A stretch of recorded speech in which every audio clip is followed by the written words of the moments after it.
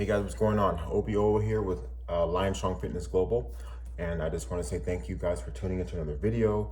This is another high IQ, high insightful, education-based video in which I'm happy to present more topics that a lot of us have questions on, but we like a more in-depth explanation, not just another exercise video.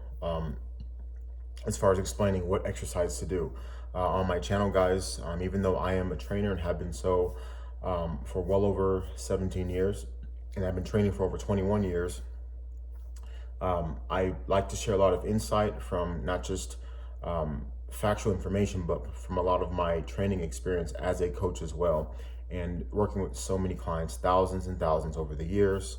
So with that said, guys, simple housekeeping. I appreciate it, guys, while you're watching this video, if you can hit the like button and share the video, share it with a loved one, friend, family member, because I think they'll get a lot of value out of this video. So anyway, guys, let's get started. So in today's video, we're going to talk about why is belly fat so difficult to lose for a lot of people and how to fix it. Okay, so guys, for starters,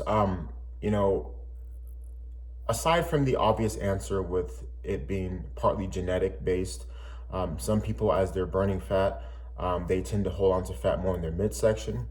But people don't realize that when men hold fat in their midsection, that's typically tied to a lower testosterone count. That just means that you have a higher than normal, than wanted estrogen levels, and lower testosterone.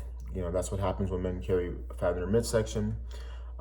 And also too, there's actually less muscle there too. You have more muscle in your arms, in your chest, in your back, in your shoulders, in your legs. So as you begin to build more muscle around your body, those areas tend to lean out the fastest and the easiest. So with that said, guys, on top of that, I do notice that the one thing that helps people actually burn fat in their belly faster isn't from doing crunches or a lot of core exercises. It's important to implement exercises that target the entire body and that recruit muscle everywhere. And while you're doing the exercises, you're able to get a simultaneous effect of recruiting muscles, not just from the core, but all over your body as well. And the reason why that's important is because these exercises typically get the heart rate up the highest. So to give an example, if I did a bicep curl, right, which primarily targets the biceps, the forearm secondarily, and of course, the more you do it, especially if the weight's a little bit heavier, you'll begin to engage the core, okay? But unfortunately, when it comes to doing bicep curls, it doesn't have enough intensity needed to really elevate your heart rate up significantly to where it's going to start to disrupt that metabolism. Okay, and what do I mean by that? Bicep curls, whether you do hammer curls, supinated curls, reverse curls, even though they may hit different parts of the bicep, different heads of the bicep and the forearm, unfortunately, it's not a compound movement. Okay, so people don't realize that your exercise selection have a lot to do with your inability to burn fat. So if I was someone who's trying to burn fat, especially around my midsection, but just overall, because it is body fat, you can't spot burn fat. That's not possible. As your body gets leaner, it begins to reduce its overall body composition or body fat, and you improve your body composition as a byproduct. But you want to focus on doing things that elevate the heart rate tremendously, and there's a resistance component to it.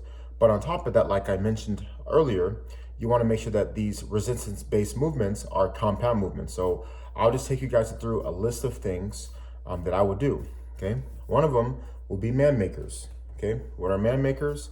A man maker is basically when you get into a push-up position and you hold two dumbbells in each hand and you do a row, you do a push-up, you stand up, have the weights in hand on your shoulders, and then you squat down and do a shoulder press. That's a man maker. So I would do those.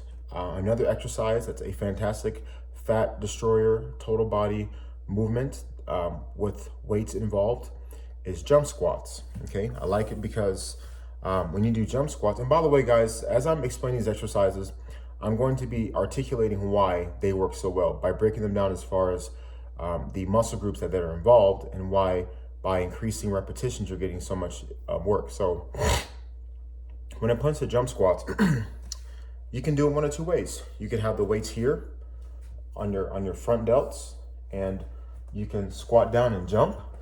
Okay, that's a more difficult variation, and that's a great variation because by putting the weights here anteriorly on your shoulders, you have to put more emphasis on the core.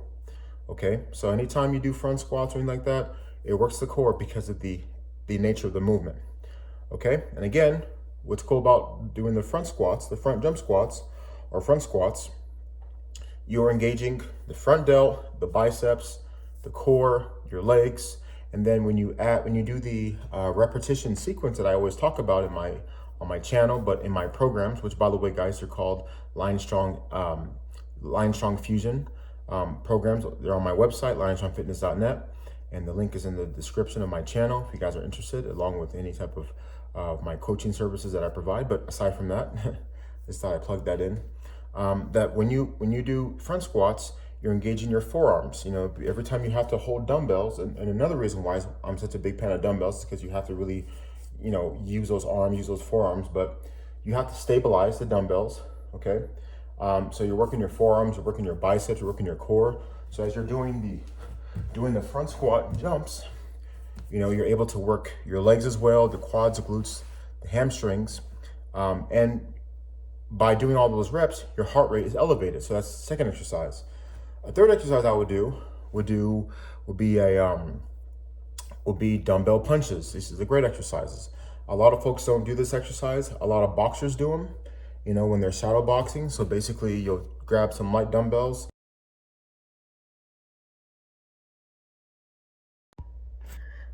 Yeah, you'll grab some light dumbbells between like 8 to 10 pounds. And all you're doing is this. You know, you want to take the dumbbells, throw some uppercuts, throw some hooks. And why is that important? It's because every time, and this is why, guys, I love boxing so much. It's so dynamic. But every time you throw a punch, right, and you're twisting like this, you're engaging that core. Okay, but on top of that, why is this great? Anybody who's ever done boxing before with dumbbells, but boxing in general, every time you throw a straight right, you're engaging your core, your shoulders, your arms. You throw a jab, you throw an uppercut, and notice how you have a little bounce in your legs. So you're basically working your whole body. So what I'll do is I'll grab dumbbells, 60 seconds to 2 minutes or 1 to 3 minutes. I prefer 3 minutes because I'm crazy like that, but it works. Take this, like that. Fantastic exercise, guys. It's underrated. I do that. As you can see, I'm kind of out of breath, but dumbbell punches is number 3. What else? I would do, you know, and guys, by the way, I do love jumping variation because it's good for explosiveness, athleticism. I'll do another jumping variation, but I'll do alternating jump lunges. So what is that? That's basically when you have both dumbbells in hand.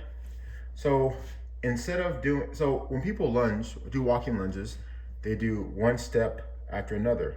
Now with a jumping lunge, you're squatting down and you're jumping like that. You have each weight in hand, you're jumping like that.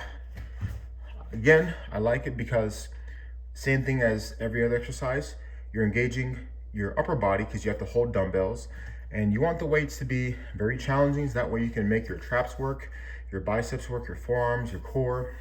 And the fact that you're jumping and you have to keep a pace. And by the way, guys, whenever you hold dumbbells in hand, the reason why, guys, I'm such a big fan of using dumbbells is because every time you hold dumbbells, that naturally forces the core to stabilize. People don't realize is that the core muscles, which consists of the abdominal, the obliques, the lower back, whenever you pick up dumbbells, right, they naturally engage. And the reason why they naturally engage is because the core muscles are called involuntary muscles. So you have your voluntary muscles and you have your involuntary muscles. Now, what's a voluntary muscle? A voluntary muscle is a muscle that you have to, you have to basically flex. For example, like I'm flexing my pecs, right? When you flex your pecs like this, right? I'm consciously trying to engage it. or my biceps, whenever I engage my biceps, right, or my triceps, okay? Now with the core, it gets activated whenever you do all the exercises that we talked about in this video, okay? It gets engaged, especially when you do the dumbbell punches, you're engaging your core, okay? So, so let's do one more exercise. One more exercise I would pick is the squat to press. There it is. Squat to press is great. Again, with the squat to press, you'll have the weights on your front delts, just like if you were to do a dumbbell front jump squat. Instead, you're just gonna go down, squat, and punch, like that. They're also called thrusters as well. That's my favorite exercise, guys, because again, works the whole body from shoulders, triceps, core, legs, the whole thing. Notice how every exercise that I described in this video, guys, and there's more, by the way, there's tons and tons more, but I don't want the video to be so long. There's so many exercises, but notice how everything that I described engages the core as well as everything else. Now, the key to burning that body fat, or burning the fat in your midsection, you want to make sure you're focused on doing things that are strength-based movements. You're using dumbbells. Why? Because dumbbells recruit more muscle. So since dumbbells naturally recruit more muscle, you're naturally going to work harder, okay? Your body has to stabilize, has to expend more energy. Therefore, that's better. Those are better outcomes for you.